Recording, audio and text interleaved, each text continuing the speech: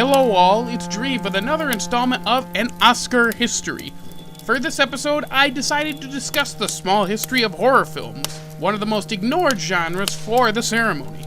Unlike the Christmas episode where I didn't want to cover all in time for the holiday season, I went out of my way to find every single horror film ever nominated. Yes, it took a long time to sort through every film nominated, which is over 3,300, for an Oscar, but I think it was well worth it. There are quite a number of films, so it's probably going to be a two-parter, or more. So without further ado, here are the horror films nominated for at least one Academy Award.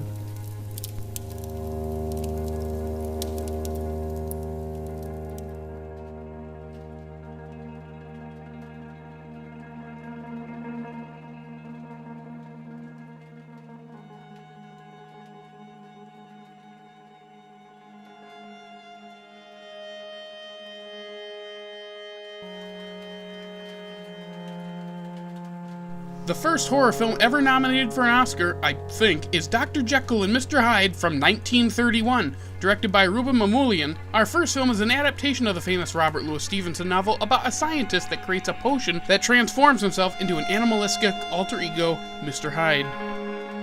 Frederick March tied with Wallace Beery for Best Actor. Beery won for The Champ, and the film was also nominated for two other awards. Percy Heath and Samuel Hoffenstein's adapted screenplay would be recognized, but lose to Edwin J. Burke for Bad Girl, and Carl Stress's cinematography would also lose, with the award going to Lee Garmes for Shanghai Express. In 1940, the sequel to The Invisible Man Returns, would garner a nomination where its predecessor did not. Directed by Joe May, Cedric Hardwicke would play the titular character that develops a drug that makes one invisible, but also goes crazy as a result. John P. Fulton, Bernard B. Brown, and William Hedgecock would all be nominated for Best Effects, Special Effects, but lose to Lawrence W. Butler and Jack Whitney for The Thief of Baghdad. Another horror film in 1940 to lose to The Thief of Baghdad for special effects was Dr. Cyclops. Ernest B. Schoedsack directed this tale about a mad scientist that becomes paranoid and shrinks all of his colleagues. Farcio Edouard and Gordon Jennings would helm the special effects, but, as I said, would come up empty-handed. The next year, for 1941, we again have two features. The first is King of the Zombies, a wholly original horror flick about an evil scientist on an island with zombies and foreign spies. Yeah, make of that what you will. Directed by Gene Yarbough, the film was nominated for Best Music Scoring of a Dramatic Picture for Edward J. Kay, but would lose to legendary composer Bernard Herrmann for The Devil and Daniel Webster. The other film from this year is another adaptation of Dr. Jekyll and Mr. Hyde, but this one starring Spencer Tracy and Ingrid Bergman, while being directed by Victor Fleming.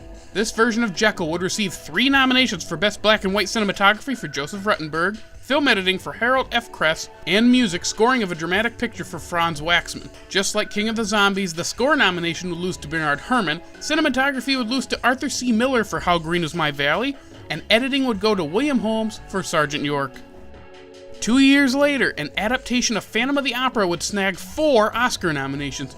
Directed by Arthur Lubin, this version of the familiar story of a deformed man haunting an opera house would win 2 awards for Hal Moore and W. Howard Green's color cinematography and art direction interior decoration for color. Bernard B. Brown's sound recording would fall short to Stephen Dunn for This Land Is Mine, and Edward Ward's score would lose to Ray Heindorf for This Is the Army.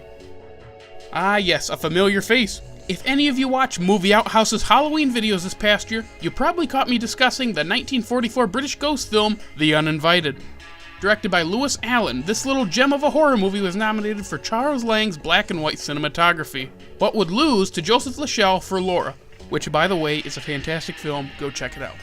Also, check out this film. It's available on Blu-ray from the Criterion Collection. In fact, I happen to own and cherish this release, so get yours today. Sorry if that sounded like a commercial. Let's move on to 1945. This year's Oscar-nominated horror flick is The Picture of Dorian Gray, which would snag 3 nominations. This Oscar Wilde adaptation about mortality, directed by Albert Lewin, will garner a nomination for actress Angela Lansbury for supporting actress, only to lose to Anne Revere for National Velvet. Dorian Gray would also be nominated for Best Black and White Art Direction Interior Decoration, losing to Blood on the Sun, but alas, the film would win Best Black and White Cinematography for Harry Stradling Sr. Now let's jump 11 years to 1956. Yep, there was a gap of about 10 ceremonies before another horror film was nominated. Yes, I checked all these years thoroughly.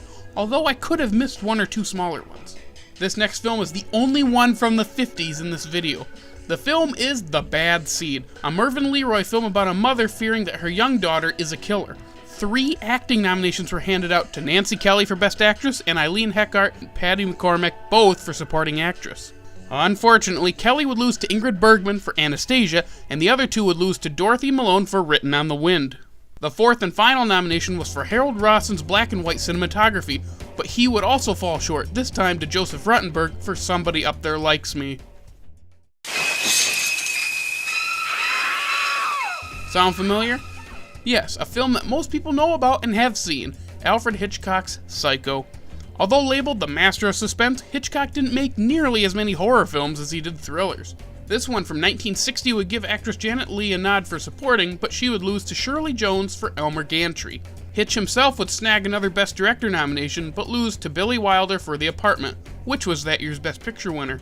John L. Russell would lose his bid for black and white cinematography to Freddie Francis for Sons and Lovers, and Joseph Hurley, Robert Clatworthy, and George Milo would lose black and white art direction set decoration to Alexandre Tronier and Edward G. Boyle for, again, The Apartment.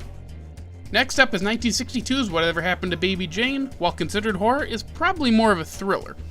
Directed by Robert Aldrich, this tale of twisted sisters grabbed an award and 4 additional nominations. Legendary actress Bette Davis would lose her Best Actress bid to Anne Bancroft for The Miracle Worker. Victor Buono would lose supporting actor to Ed Begley for Sweet Bird of Youth. Ernest Haller's black and white cinematography lost to Jean Bourgeois and Walter Waditz for The Longest Day, and Joseph D. Kelly's sound would fall short to John Cox for Lawrence of Arabia. But the one win went to Norma Koch for her black and white costume design. The very next year, Hitchcock will be back with The Birds. Another super popular Hitch film, this tale of crazy murdering birds would get nominated for Ub Iwerks visual effects, but fall short to Emil Kosa Jr. for Cleopatra. Moving on, we jump 4 years ahead to 1967's Wait Until Dark. Directed by Terrence Young, Audrey Hepburn would receive a Best Actress nomination for her performance as a blinded woman while 3 thugs rummaged through her apartment for a heroin-stuffed doll. Hepburn's nomination was the only one for this film, but she would fall to another Hepburn, Catherine, for Guess Who's Coming to Dinner. No, I don't think they're related, but I could be wrong.